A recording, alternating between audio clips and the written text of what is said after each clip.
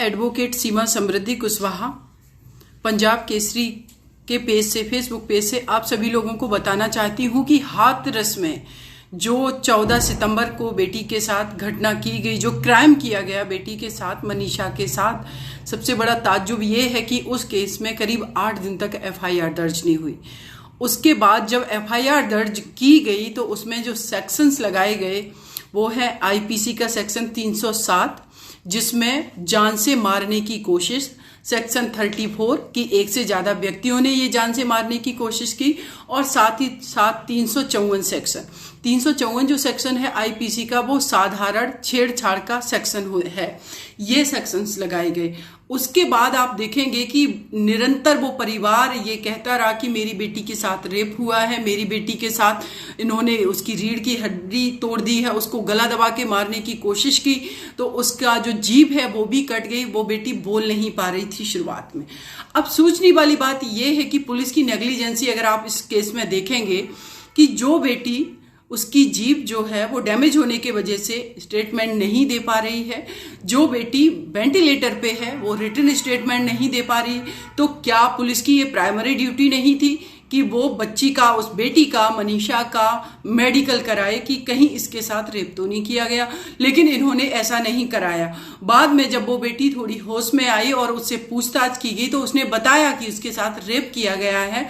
उसके बाद भी ये सेक्शंस नहीं लगाए गए क्योंकि पुलिस का कहना है कि हमने जो है रिपोर्ट है वो फॉरेंसिक लैब के लिए भेजी, जब वहां से आएगी तब लगाया जाएगा।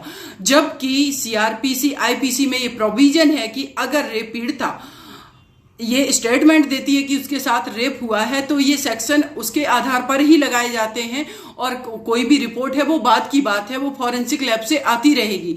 लेकिन इस केस में ऐसा नहीं किया गया। उसके बाद आप देखेंगे कि सबसे बड़ी विडंबना तो आज हुई है। कल के दिन उस बेटी की डेथ हो गई सफदरजंग हॉस्पिटल में। उस बेटी का अच्छे से इलाज नहीं कराया गया।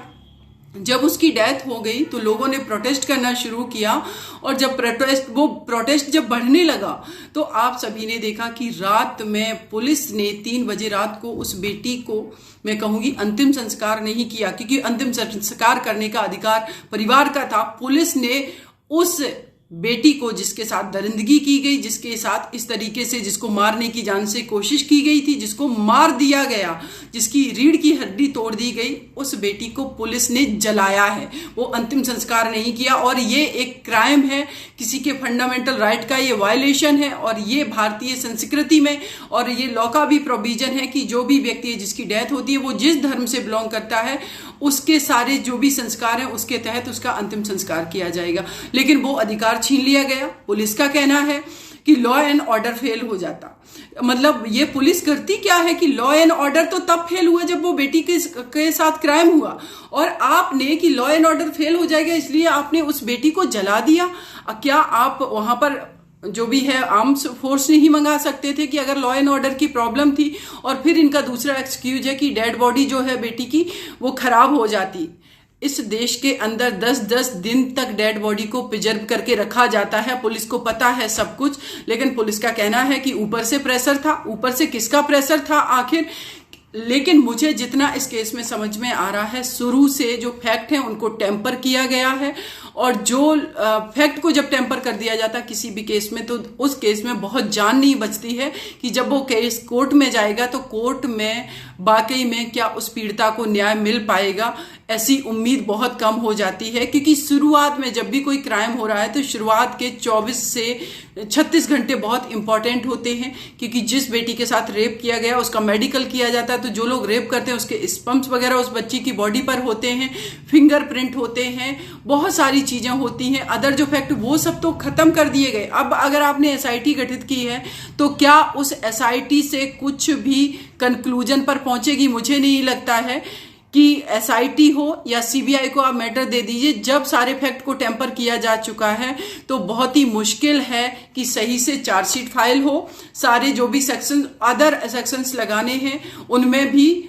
आप वो प्रूफ कलेक्ट कर पाए कि हाँ बेटी के साथ ये भी क्राइम हुआ।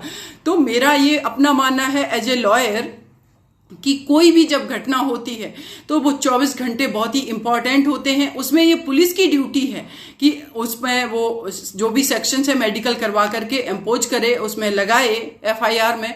लेकिन इस केस में ऐसा नहीं हुआ, पुलिस की नेग्लिजेंसी रही, पुलिस क्राइम को नहीं रोक पाई।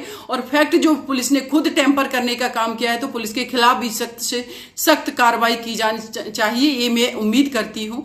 और साथ ही साथ मैं कल हाथरस जाऊंगी मनीषा के घर, उस बेटी के परिवार से मिलने। हालांकि मेरी इच्छा थी कि मैं मनीषा से मिलूं, और मैंने बोला भी था कई एक जगह कि हम कल के दिन, जिस दिन उनकी डेथ हुई है, कल 29 थी, वो सफदरजंग जाने वाली थी, लेकिन उससे पहले ही उस बेटी ने दम तोड़ दिया। तो देखिए, हम अपने देश की बेटियों को कब तक यूं मरता हुआ देखते रहेंगे। लोग कहते हैं जीभ नहीं काटी, वो गला दबने से कट गई। लोग कहते हैं रीढ़ की हड्डी नहीं तोड़ी गई, पुलिस का कहना है वो तो गला जब दबाया जा रहा था इसलिए तोड़ दी गई। मतलब आप चाहते हो कि उसके साथ इस हद तक बर्बरता की जाए जिससे सारा देश जिसको देखे और देश रोए। जैसे निर्भया के साथ किया गया, वैसी मनीषा के साथ किया गया। ऐसा कब तक होता रहेगा? और पुलिस कैसे डिफरेंशिएट कर सकती है कि इसलिए हड्डी तोड़ी गई ना, जीभ काटी है ना, उस बेटी की रेप किया गया है ना। कैसे किया गया, कैसे नहीं किया गया, ये तो बाद में ट्रायल का विषय है, वहां पर आर्गुमेंट हो जाएंगे।